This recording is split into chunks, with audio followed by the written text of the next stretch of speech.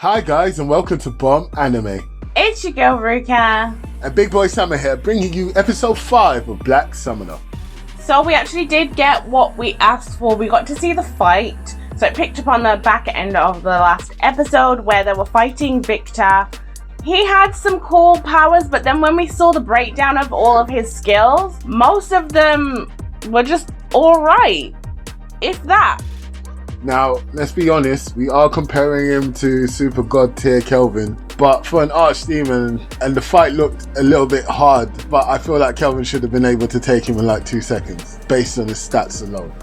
Yeah, his stats were really low. It's odd that he would have even been the person in charge of Sera to train her with how crap he is. And I can understand why he was so rubbish. It's really because he was a glorified babysitter. Wow. They didn't allow him to, up his skills because he was looking after a tiny child. So, Ruka, once again, you are correct. He was an overglorified babysitter, but he had so much love for the princess. Like, let's be honest, let's not take that away from him. And he did what he did in order to ensure that she got the life that he kind of promised her. It's just a shame he couldn't be with her during it.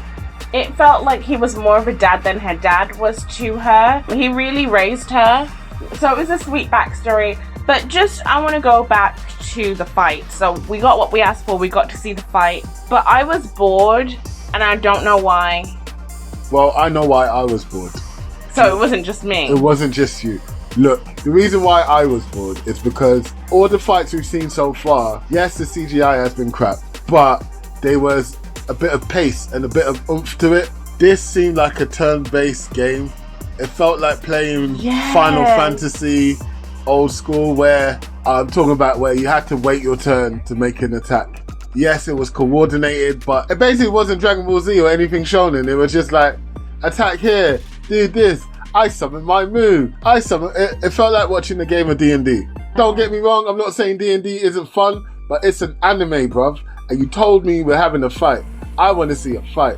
What I saw was characters rolling D20s trying to get a win or roll for critical. Okay, but to be fair, Pokemon is almost like a turn-based game when it comes down to the combat, and that's more exciting to me than this fight.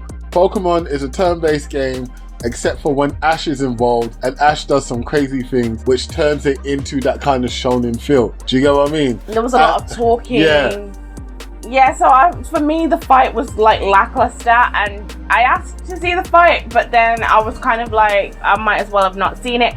But the good parts that came out of the fight was that we actually got to see some of the skills that the summons have, and also some of the skills that Kelvin has as well. Yes, because Kelvin's got some skills that we just don't know about. He's been leveling up his tree, he's been doing some stuff. And again, because of the direction that the writers have decided to go in, i.e. keeping everything from us, it's nice to see that he is progressing. I would just like to see him progress. I think it's weird that we didn't know that he was doing like blacksmithing and creating cursed objects. No, we did know he was doing blacksmithing. He said it. And creating cursed objects. But like, why is he so good at blacksmithing? Do you get what I mean? That wouldn't have started at level S like everything else. I didn't think that the blacksmithing would involve creating sort of cursed objects. Is that something that's normal in the world? Or is this something specialized that he's doing that he shouldn't be doing? I assume it's specialized because everything seems to be gearing towards Kelvin anyway. He is the pro tag, he is the guy in charge, he is the MC, and he is super OP. So I don't think it's normal. Look, everything that Kelvin has been doing has not been normal. Even Leo, I think, might actually get his ass bust if he was to fight Kelvin, because Kelvin likes to fight.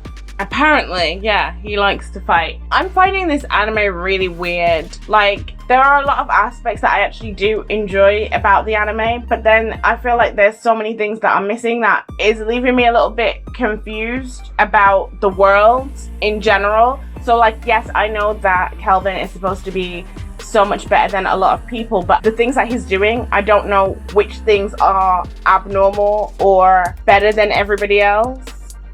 I feel like the anime is taken away from the experience of enjoying it, because don't get me wrong, I'm loving the story, I'm liking watching it, but I'm not loving watching it. I feel like I need to love this anime because the story's so good enough to grab my attention, but that's all it's doing right now. It's not giving me like, oh, I can't wait to go watch Black Summoner. Like, do you get what I mean? It's not Dan Matchy. It's not that time I got reincarnated as a slime, where every week you were like, what's happening next? Oh my God, the season's over. Hurry up and come back. Like, it's not like that. And it's a shame because it could be.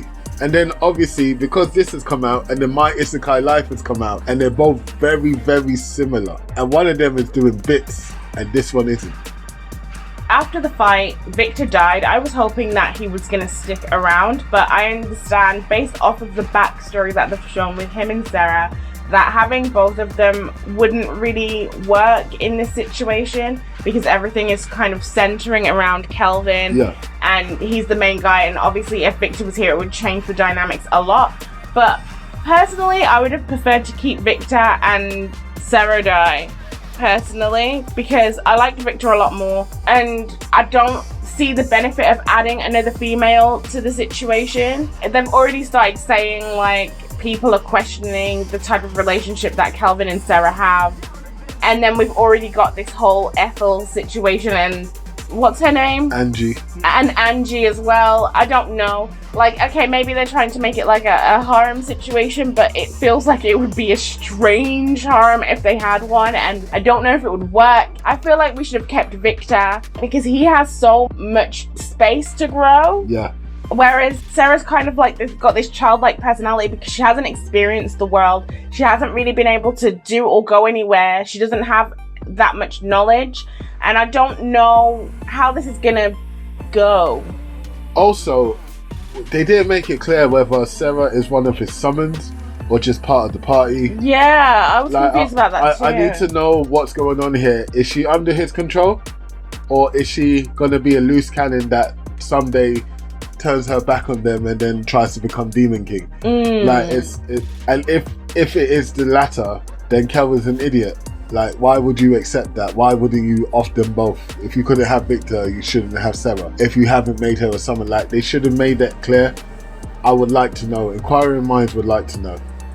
I actually think it could be more interesting if she is just part of the party, because then you do have that whole looming thing over you that she could just turn on you at any point and become the Demon King. So I think that's kind of interesting. Also, Gerard got a level up and he evolved, so his armor looks a little bit better, but we don't know any of the extra new skills that he got. Also, during the fight, we saw that Kelvin applied a skill to Gerard's weapon. Yeah. So it seems like he has some kind of control over adding additional skills to his summons. I don't know if it's just Gerard or if it's all of them, but that's also an interesting aspect to me. Another thing that is really cool about it is the fact that we're starting to see Kelvin become a powerhouse. And we haven't even hit the guys who came into the world beforehand. I feel like Melfina's trying to create Kelvin to be the big bad guy at the end of the thing that the other heroes have to try and defeat just for her amusement. And she wanted to be part of it, so she picked the winning side. Am I going too deep in this? Yeah, I think you are, but it is interesting that she did tell the heroes to stay away from where Kelvin is. That's weird, because I mean, if she wants the heroes to become better, she could easily link these two parties up and help level up these heroes, since we all know that they're not very strong. And we also know that, well, the Demon King is supposed to be rising, right? Yeah. Which is Sera. Maybe. So, well, because Sera is with them, there is an opportunity for someone else to take that slot. It's not as if she's the only option, yeah. I'm guessing. So, I mean, I don't see the reason to keep them separated. So maybe she is playing some form of games, but I don't think it's that she's trying to make Kelvin the bad guy. Okay.